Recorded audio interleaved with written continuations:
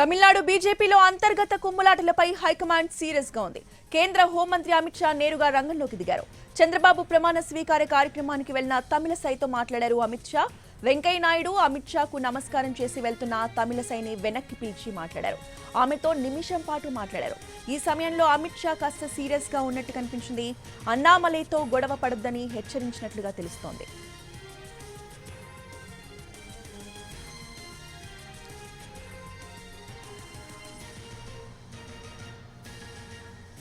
చంద్రబాబు ప్రమాణ స్వీకారోత్సవ వేదికపై అమిత్ షా తమిళసైతో ఏదో విషయంపై సీరియస్ గా మాట్లాడారు.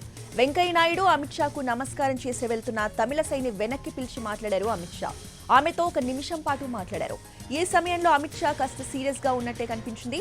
తమిళనాడు బీజేపీలో విభేదాలపైనే ఆయన మాట్లాడినట్టుగా భావిస్తున్నారు.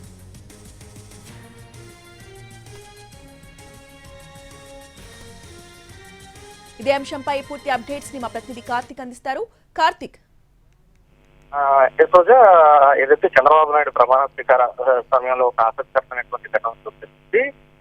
ఏదైతే తమిళనాడు అంతర్గత కుమ్ములాటల వ్యవహారానికి సంబంధించి, ఎందుకంటే కొద్ది రోజుల క్రితం జరిగినటువంటి ఎన్నికలు, సార్వత్రిక ఎన్నికల్లో భాగంగా మంచి శాతం ఓట్ల శాతం అయితే వచ్చింది, కానీ సీట్లు మాత్రం సాధించలేకపోయింది. దానికి కారణం మాత్రం ఏదైతే పార్టీ అధ్యక్షుడిగా ఉన్నటువంటి అన్నామలైతో మాజీ గవర్నర్ గా ఉన్నటువంటి తమిళసై సహా ఇతర నేతల యొక్క గ్రూపు తగాదాల వల్లే ఆ విధమైనటువంటి ఫలితాలు వచ్చాయనేది మాత్రం చాలా స్పష్టంగా తెలుస్తోంది. దానికి తగ్గట్టుగానే అందరూ కూడా బహిరంగంగానే విమర్శలు చేసుకున్నటువంటి పరిస్థితి. సో ఈ నేపథ్యంలోనే ఏదైతే ప్రమాణ స్వీకార సమయంలో నేరుగా అమిత్ షా వద్దకు వెళ్ళినటువంటి తమిళసైని ఉద్దేశిస్తూ కూడా అమిత్ షా సీనియర్ అయినట్టుగా కూడా మనకు తెలుస్తుంది.